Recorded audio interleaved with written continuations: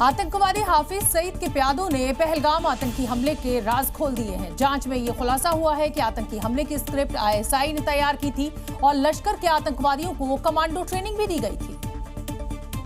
Jammu Kashmir jail में बंद लश्कर कमांडरो से पूछताछ के बाद ये खुलासा हुआ, जिसमें जांच एजेंसियों को कई अहम सबूत मिले हैं। जांच एजेंसियों के मुताबिक हमले का पूरा प्लान आईएसआई ने बनाया था और आतंकियों को पाकिस्तान की सेना ने मिलिट्री ट्रेनिंग दी थी।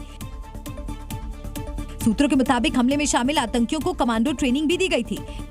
जांच एजेंसियों ने आतंकवादियों के हाइड आउट की जो तफ्तीश की है, उसमें भी यही जानकारी सामने आई है। तफ्तीश में ये खुलासा हुआ है कि जम्मू कश्मीर में सक्रिय पाकिस्तानी आतंकवादियों की मदद कर रहे हैं और ये आतंकी Pakistani special service group commando की ट्रेनिंग भी पा चुके हैं। जांच में ये भी खुलासा हुआ है कि अभी भी घाटी में ऐसे करीब 15 से 20 आतंकी छिपे हैं। ये आतंकी कश्मीर में विदेशी आतंकियों के छोटे छोटे ग्रुप को लीड कर रहे हैं। खुफिया सूत्रों के मुताबिक इसके पीछे आईएसआई का मकसद है ज्यादा से ज्यादा नुकसान पहुँचाना। आतंकी हाफिज के प्यादों से पूछताछ में ये भी खुलासा हुआ है कि गगनगीर, गांदरबल, बूटा पथरी और पहलगाम आतंकी हमले में पाकिस्तान आर्मी के स्पेशल सर्विस ग्रुप कमांडो की भूमिका है। फिलहाल सुरक्षा बल आतंकियों की तलाश में लगातार छापेमारी कर रहे हैं। आतंकवादियों का टारगेट प्लान जेल एक्सपोज हो चुका है। खुफिया एजेंसियों ने जम्मू कश्मीर की जेलों पर आतंकवादी हमले का अलर्ट जारी कर दिया है। श्रीनगर सेंट्रल जेल और जम्मू की कोट भलवाल जेल आतंकवादियों के निशाने पर है, जिसके बाद इन जेलों की सुरक्षा व्यवस्था कड़ी कर दी गई है। पहलगाम आतंकी हमले की एनआईए जांच के बाद ही खुलासा हुआ है कि आतंकियों का प्लान जेलों पर हमला करने का था। दरअसल श्रीनगर सेंट्रल जेल और कोट बलवाल जेल में कई आतंकी और ओडब्ल्यूजी बंद हैं और इसीलिए जेल आतंकियों के निशाने पर हो सकती है। श्रीनगर सेंट्रल जेल जहां पर हम इस वक्त खड़े हैं, उसकी सुरक्षा जो है कड़ी कर दी गई है। भीतर से 4 लाइन सिक्योरिटी लगा दी गई है, चेकिंग्स बढ़ा दी गई है यहां पर, और साथ ही साथ खुफिया विभाग के लोग और जो जम्मू कश्मीर पुलिस के लोग, उनको इसके इर्द गिर्द जो है सिविल कपड़ों में रखा गया है। हमले की खुफिया इनपुट के बाद जेलों की सुरक्षा का जिम्मा संभाल रही सीआईएसएफ के डीजी ने इस पर एक सुरक्षा बैठक भी की थी और जेलों की सुरक्षा को और मजबूत किया गया। जिस तरीके से लोकल की सपोर्ट्स इनको मिल रही है, तो उस पॉसिबिलिटी को रूल आउट नहीं किया जा सकता है कि जेल के ऊपर वो अटैक करें और अपने इनको जो टेररिस्ट हैं, बड़े स्तर के टेररिस्ट और जो ओजीडब्ल्यू हैं, उनको निकालने की कोशिश करें। श्रीनगर सेंट्रल जेल और जम्मू के कोट भलवाल जेल में कई खूंखार और हाई प्रोफाइल आतंकी और ओजीडब्ल्यू कैद हैं, जिन्हें छुड़ाने के लिए आतंकी हमला हो सकता है।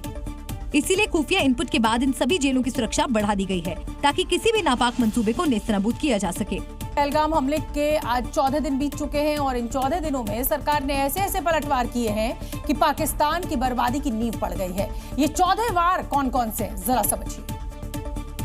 पहला वार, सिंधु जल संधि को रोक दिया गया है। इससे 90% पाकिस्तानी जमीन और खेती सूखेगी। इसके साथ ही 30% से लेकर 50% तक बिजली उत्पादन पर असर होगा, यानी बिजली उत्पादन कम होगा। दूसरा वार, अटारी वाघा बॉर्डर को बंद कर दिया गया है। ये ट्रेड का इकलौता जमीनी रास्ता था। पिछले साल 72,000 लोग अटारी के रास्ते गुजरे थे। तीसरा वार, भारत ने सीजफायर का तगड़ा जवाब दिया है। पाकिस्तान ने 11 दिनों में 41 बार सीजफायर तोड़ा।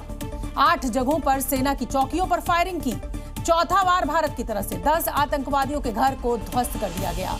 2300 यानी 2300 से ज्यादा लोगों से इस समय पूछताछ हो रही है। पांचवा वार, ओजीडब्ल्यू नेटवर्क यानी ओवरग्राउंड वर्कर्स का जो नेटवर्क था, जो पाकिस्तान के आईएसआई द्वारा बनाया गया था, उसको तबाह कर दिया गया है। 175 संदिग्धों को हिरासत में लिया गया है और 70 आतंकवादियों के मददगारों पर रेड मारी गई है। पाकिस्तान पर भारत का छठा वार है एयर स्पेस को बंद करना, जिससे पाकिस्तानी विमानों को अब लंबी दूरी तय करनी पड़ेगी। फ्लाइंग टाइम और फ्यूल की कॉस्ट बढ़ जाएगी। सातवां वार, इंपोर्ट बैन कर दिया गया है। पोर्ट पर नो एंट्री, यानी पाकिस्तानी जहाजों का बंदरगाह पर अब जो आना जाना था उस पर रोक लगेगी और इसके साथ ही भारतीय जहाजों के पाकिस्तानी बंदरगाह पर जाने पर भी रोक लगेगी। इसके अलावा 7 और कौन से वार है वो भी आप देखिए। दोनों देशों ने सार्क वीजा छूट योजना रद्द कर दी। इसके तहत नेता, पत्रकार, व्यापारी, खिलाड़ी जैसी 24 कैटेगरी में बिना वीजा की यात्रा की सुविधा थी। 29 अप्रैल से ही मेडिकल वीजा पर भी ब्रेक लग गया था, यानी बीमार पाकिस्तान को भारत इलाज में भी मदद नहीं करेगा।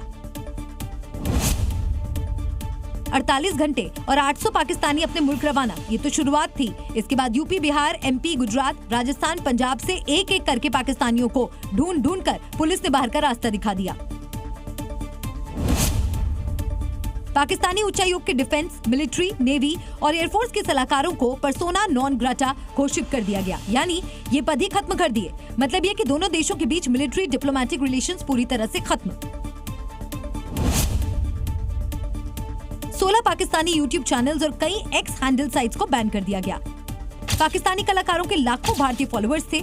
सीधे सीधे शब्दों में कहें तो भारत सरकार ने इनका रोजगार ही छीन लिया।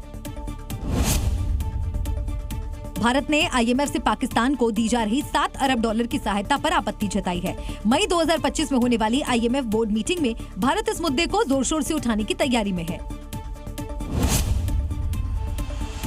पाकिस्तान की 90% खेती जिस पानी से सिंचित होती है, भारत ने उसी पर स्ट्राइक कर दी। चुनाव का पानी रोकने से पाकिस्तान में सूखा कंगाली बढ़ेगी और बिजली उत्पादन भी घटेगा। यानी 14 दिन में 14 वार कर भारत ने पाकिस्तान को घुटनों पर ला दिया। बची हुई कमी भी जंग में पूरी हो सकती है।